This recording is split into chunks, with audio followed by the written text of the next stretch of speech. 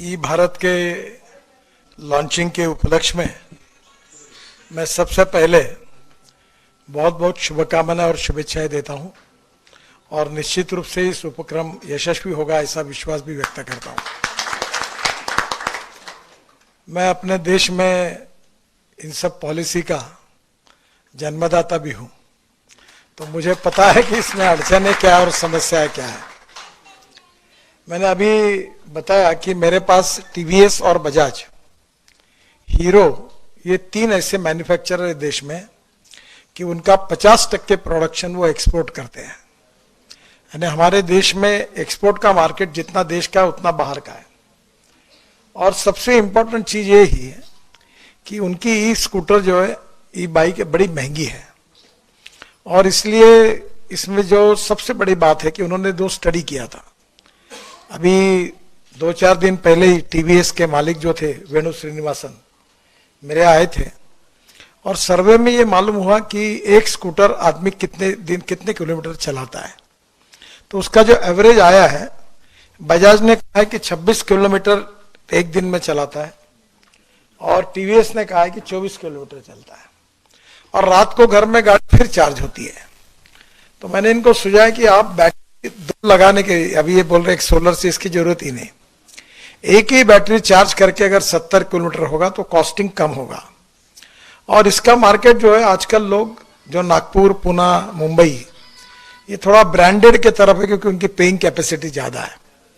पर जैसे काटोल है, नरखेड़ है, जलालखेड़ा है, इस टाइप के जो छोटे छोटे गांव है, वहां सफाई कामगार, प्यून, छोटे आदमी भी साइकिल के बजाय इसको चला सकता है। बच्चे कॉलेज में जाने के लिए इसका उपयोग कर सकते हैं। और इसलिए जो मिनिमम मोटर की कैपेसिटी है, उसको जब मैंने ये कानून बनाया था तो उसको मैंने आरटीओ से बाहर कर दिया, रजिस्ट्रेशन की जरूरत नहीं है। तो मुझे आपसे एक ही कहना है कि ये मार्केटिंग रूरल, एग्रीकल्चर और छोटे गांव में ज्यादा होगा। दूसरी बात, कॉस्ट में क्वालिटी के साथ कॉम्प्रोमाइज नहीं करते हुए आप उसको कॉस्ट कम करिए और कॉस्ट आपकी वैसे भी रीजनेबल है। और दूसरी बात, आपको थोड़ा सा मार्जिन ज्यादा लेकर आपके डीलर की फाइनेंसिंग कंपनी निकालकर अगर इसको कोई फाइनेंशियल सपोर्ट मिल जाएगा तो आपका सेल 2 गुना 3 गुना बढ़ जाएगा। आजकल हर कंपनी, ऑटोमोबाइल कंपनी की, अशोक लेलैंड हो, टाटा हो, महिंद्रा हो, इनकी फाइनेंसिंग कंपनी भी होती है। तो ये इसके लिए कोई अगर जॉइंट वेंचर पार्टनर मिलता है और वो उससे आप चेक ले लेंगे, वो सर्विस करता है तो सैलरी डिडक्शन उसको दे देगा बैंक के अकाउंट से, ट्राई पार्टी एग्रीमेंट करके।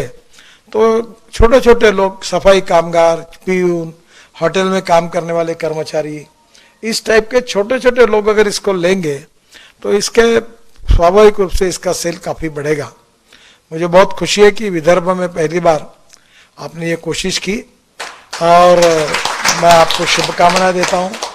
अभी तक जब से मैंने ई स्कूटर और ई बाइक का जब काम शुरू किया है, 250 लोगों ने शुरू किया है। यानी 250 लोग अब मैन्युफैक्चरिंग में उतरे हैं।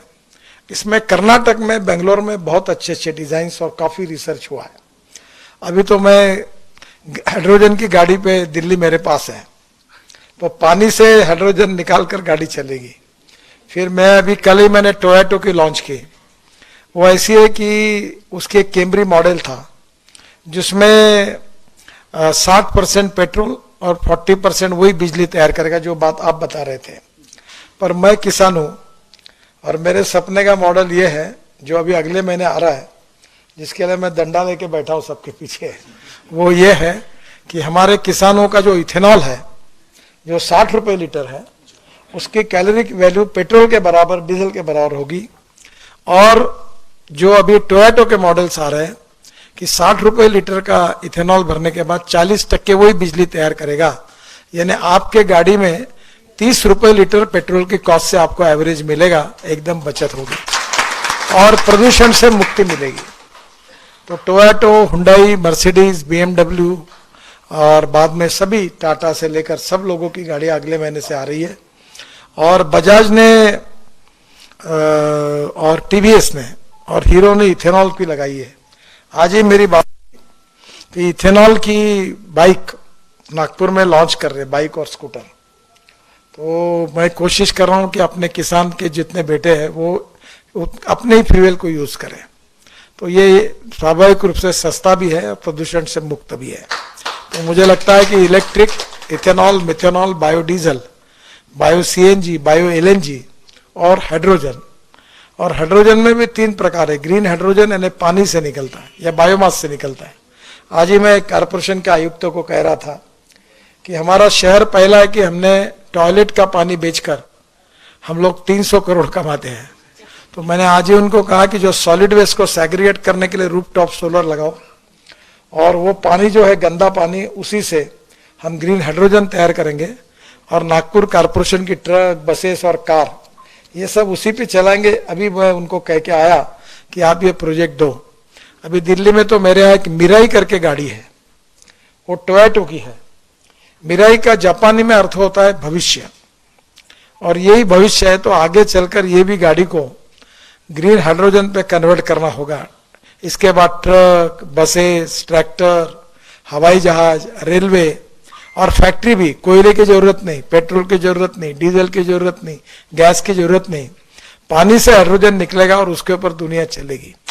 और मुझे एक बात लगती है कि मैं 2004 से ये कह रहा हूं, पर आउट ऑफ बॉक्स कोई भी बात लोगों को समझाने में समय जाता है, क्योंकि वो जल्दी मानते नहीं है।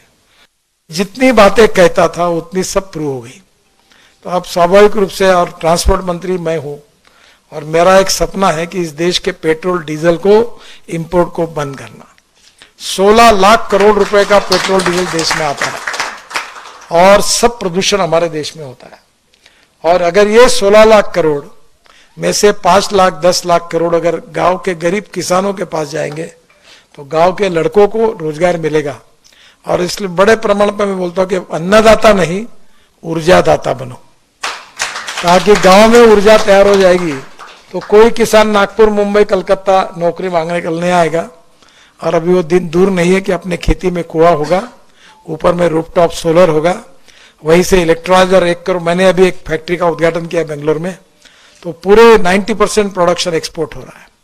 तो अब इलेक्ट्रोलाइजर 1.25 करोड़ का है। और जो जनरेटर सेट है वो अभी किर्लोस्कर ने मेरे घर पे ही लगाया यहाँ बिल्डिंग में, जो 100% बायो इथेनॉल पर चलने वाला देश का पहला जनरेटर है।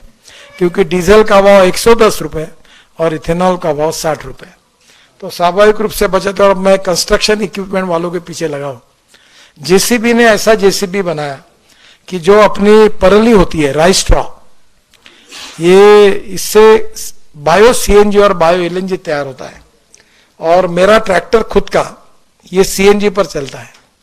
और अभी वो उसके कारण किसान 1 लाख रुपए साल के अगर है तो उसकी बचत होगी, क्योंकि डीजल के बजाय सीएनजी पे चलेगा। और अभी सीएनजी भी ये हमारा फ्यूचर है, एलएनजी भी फ्यूचर है। तो मैं तो आज मुझे खुशी हुई कि जितना electric, ethanol, methanol, biodiesel, bio CNG, bio LNG, electric और ग्रीन हाइड्रोजन, मैं पीछे पड़ा हूं इसके। और मैं एक दिन ये दिन देखना चाहता हूं कि हमारे देश का इंपोर्ट 16 लाख करोड़ का जीरो हो जाएगा और हमारा देश का किसान ऊर्जादाता होगा और गांव के लड़कों को रोजगार मिलेगा। और इससे देश का प्रदूषण, आज जो डॉक्टर की बिल आप दे रहे वो प्रदूषण के कारण दे रहे हैं, वो प्रदूषण खत्म होकर देश को मुक्ति मिलेगी। उसमें आपने आज ई व्हीकल का, ई भारत के नाम से इसका लॉन्चिंग किया है। मैं आपको बहुत बहुत शुभकामनाएं देता हूं और निश्चित रूप से भगवान आपके इस उपक्रम में आपको शुभकामनाएं और आशीर्वाद दे, यश दे, यही प्रार्थना करता हूं। नमस्कार।